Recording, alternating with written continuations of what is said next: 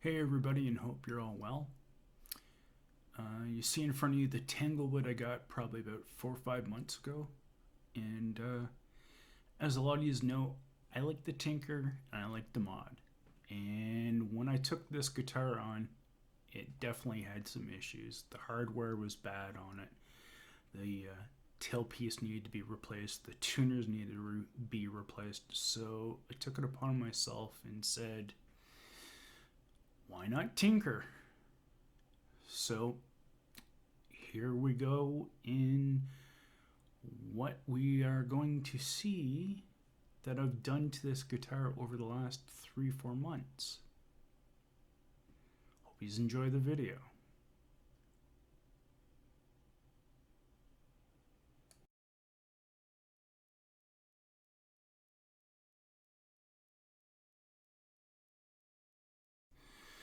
So again, what do we do in these situations? We take it back as far as we can to the wood and find out what we're working with.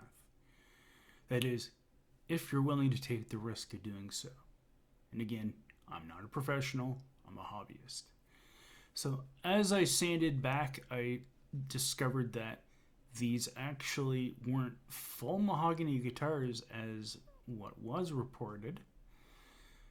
They actually did have a small, as you can see here, a very small maple cap to them, which, as I unfortunately found out, as you see by the photos, I went through it. So that was kind of crappy in a sense. On the positive, the majority of the body was indeed mahogany.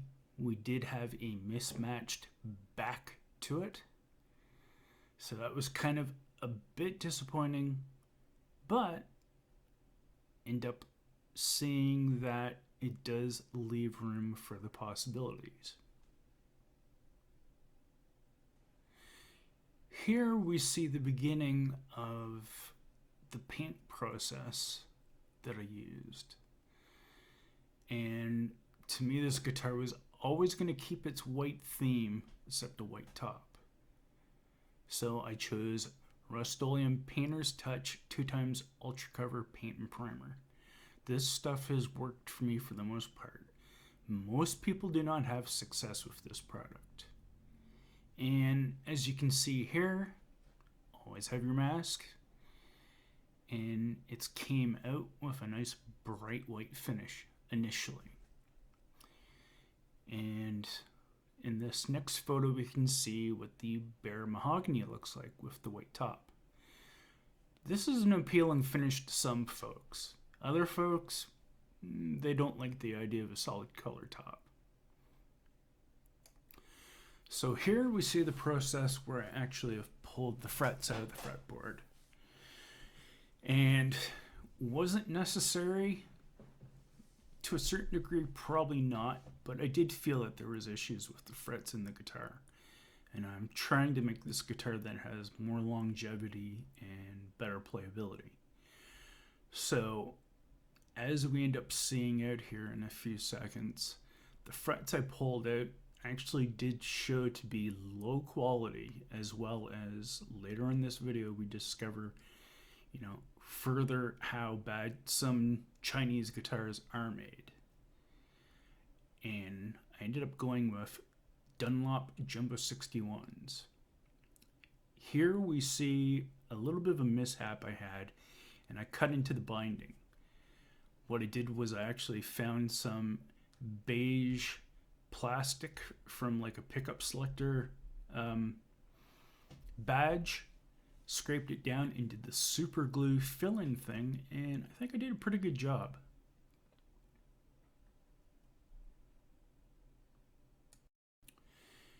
Here we start seeing more of how the guitar is coming along in paint and finishing. Now, the biggest problem I had was, again, the issues I seen inside the cavity. And again, when you're wanting to paint one thing, you got to make sure everything's masked off, as you can see here in the photo. Again, I'm not a professional painter. I'm a hobbyist guy with a little bit of knowledge I've picked up over YouTube, so anyone can do it. With that said, here you can see where I actually got the idea from a former Gibson custom post on Instagram or somewhere. Was in the custom shop, they did a whitewash over mahogany with a full white top, and I thought it was pretty sharp, except it had gold hardware, and we're not going that route here. Here, though, I can show you how the whitewash came out. I used the salmon wipe on water dye, wood dye, and went all over all the bare mahogany I'd gotten exposed. And to me, I think it actually came out really nice. Though, again, doing a transparent, opaque finish like this, you do see flaws, and you can see some in the top half of the body there near the tail end, and in the sides on the one video you could see where there's a little bit of filler, and it's actually present here as well too. But as you can see, it's, to me, I think it's came out very nice. I didn't want to go fully saturated with the fill because I wanted to have a little bit of a worn, played look, which I think I did pull off again well and have done in the past. So at this point in time, I start looking at sealing things up, and again, I start using Minwax tongue oil and start going all over the finishes. Also, as you see here, this guitar did not actually have a serial number. I did find a serial number for it, and I did actually install it, as well as the new decals. Here we see the fretboard that I'd freshly raised with a radius block I'd gotten from Solo Music and lemon oil to prep for fret install. Here we see the jumbo frets pre-installed, a tab to put into place over the binding in preparation for further cutting them off more. Again, a close-up view on how I rough cut the length out and left just enough that I can come in later, snip them off, and fit them more appropriately to the fretboard and onto the binding. Here's a side view.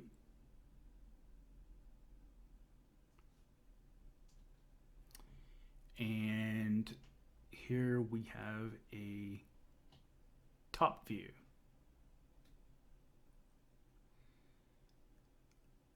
Another thing to note that I've learned in removing the nut on this, whether it be the original installer or someone else, they put the nut in place and use super glue. From what I've seen from Tusk's own site, never use super glue with a nut. Use white wood glue to put your nut in place. There we've seen where I cut off the excess tips. Another view of now with the frets more trimmed back on the fretboard and the fretboard looking more appropriate to how it should with a new set of frets installed on it.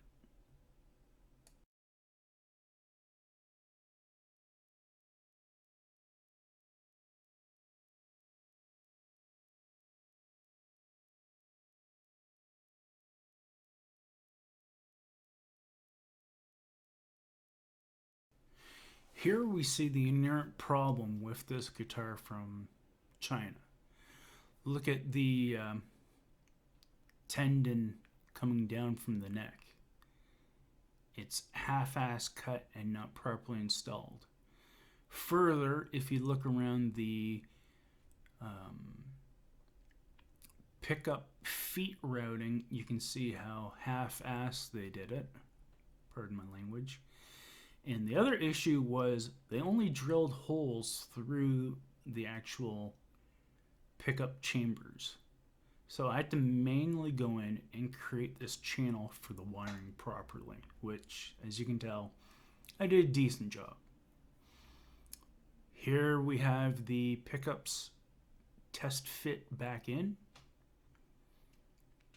and make sure everything's all nice and tidy and proper.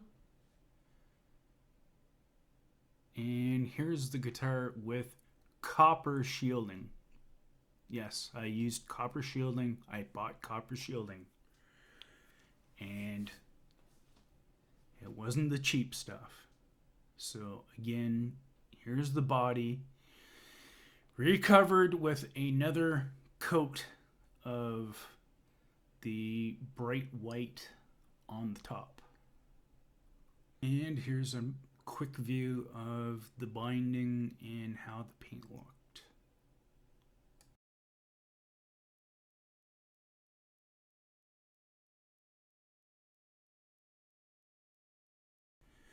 So here's where I do the wiring. I clean up the pickups as they had a mess at their ends and there were wires extended to it. I rewired a new jack plate and output jack. And I found this diagram online for the proper way to have a blended middle pickup.